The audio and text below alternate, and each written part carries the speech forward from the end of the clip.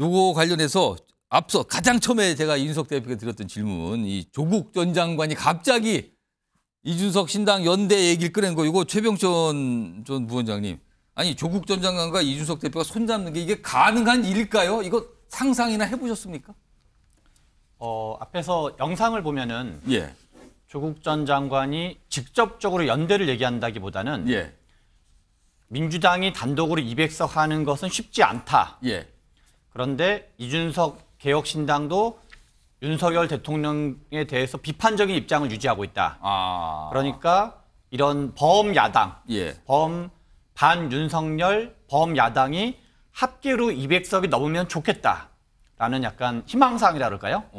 왜냐하면 200석이라는 거에 좀 어떻게 보면은 이준석 신당과 연대를 한다는 거에 강조점이 있다기보다는 예.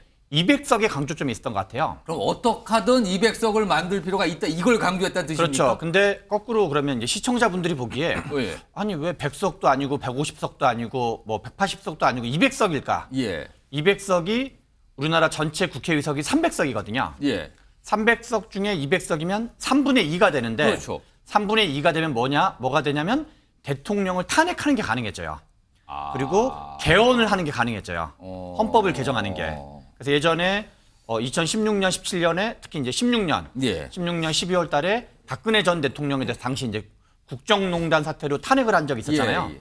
그때도 국회의원 3분의 2가 이제 찬성을 했었거든요. 예. 그래서 저는 이제 조국 전 장관이 200석에 연연하는 거를 해가지고 그 연장으로 얘기를 하셨는데 예. 제가 보기에는 지금 윤석열 대통령이 여러 가지 비판받을 소지가 있고 예. 뭔가 좀 이제 경제를 제대로 못 챙기고 비판받을 소지는 있으나 탄핵을 좀 염두에 두고 200석을 얘기하는 것 자체는 좀 부적절하다. 그런 생각이 듭니다. 그 과정에서 지금 이준석 신당 얘기가 덜컥 나오면서 아니 갑자기 뭐 연대하자는 겁니까? 해서 지금 이준석 대표의 반응까지 저희가 좀 들어봤는데요. 좀 이준석 대표 얘기도 했지만 지금 조국 전 장관 얘기가 이제 시작이 된 거거든요. 다음에 사실은 그동안 이 다음에 지금 목소리가 준비된 분은 글쎄요. 조국 전 장관에 대해서 약간 문제 제기를 했었는데 최근에는 약간 뭐가 달라진 것 같단 말이에요. 얘기가요. 지금 연속해서 시점은 다르지만 두 가지 목소리가 나오거든요. 들어보겠습니다. 제왕적 당대표 윤석열 대통령 심판하고 바꿔야 된다. 그다음에 양당 기득권 국회 이거 바꿔야 된다.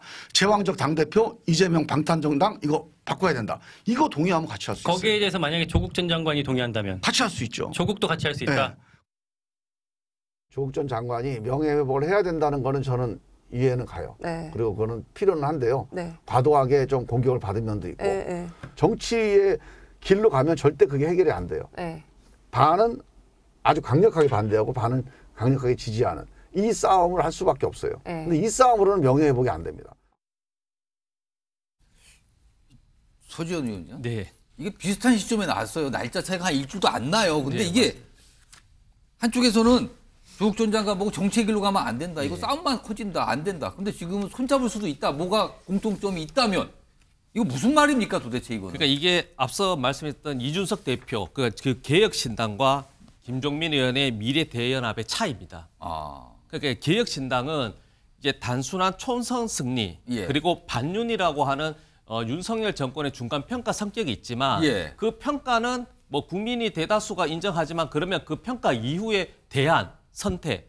그러면 이준석 대표는 개혁을 얘기하고 2050년을 준비하자는 거예요. 그런데 이제 그에 반해서 김종민 미래대연합 공동창업위원장인가요? 그분 예.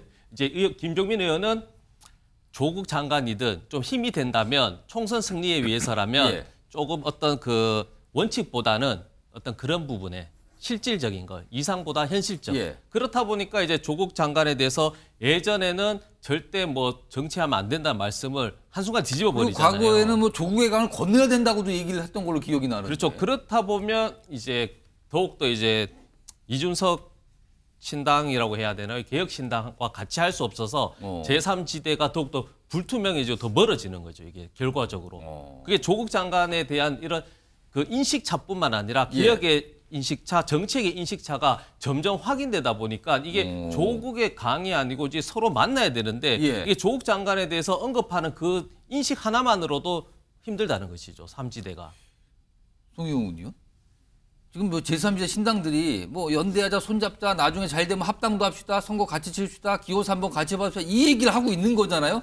근데 여기에 갑자기 조국 전 장관 얘기가 들어가게 되면은 이거 거의 불가능한 거 아닙니까? 지금 상황에서 그러면은? 김종민 의원이 좀 많이 급하다는 거를 티를 내신 것 같아요. 이거는 원칙과 상식의 그 멤버인 조응천 의원, 이원욱 의원이 좀 다 잡아주셔야 됩니다. 굉장히 아마 나머지 두 분 의원들 당황하셨을 것 같은데요. 김종민 의원 과거에 그 국회 법사위 회의장에서 내가 조국이야 하셨던 분 아닙니까?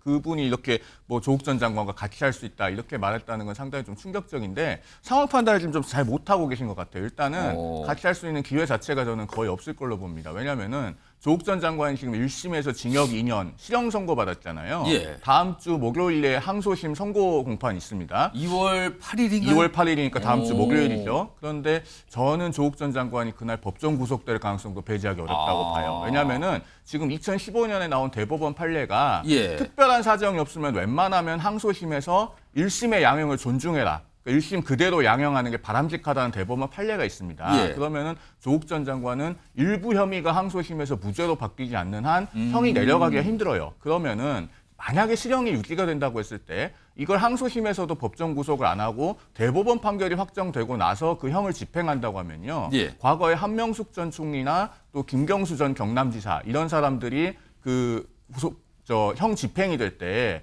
교도소 앞에서 이벤트처럼 벌어지지 않았습니까? 법원도 그런 상황을 알고 있어요. 그러면은 그런 그 난감한 상황을 만들지 않기 위해서 오히려 법정 구속할 가능성도 배제하기 어렵다. 그 조응천 의원이 검사 출신이시니까 예. 그 김종민 의원이 한번 좀 물어보시고 의견을 들어보셨으면 좋겠습니다. 네. 좀 물어보시고 좀 정리 좀 해주세요. 이게 좀 문제 있는 거 아닙니까? 약간 이런 지적이신데. 아무튼 신당들 관련 뭐 연대 얘기 나오고 있지만 아직까지 구체적인 뭔가 뭐랄까요? 좀 눈에 잡히는 모양? 이건 안 나오는 것 같단 말이에요, 지금요. 알겠습니다.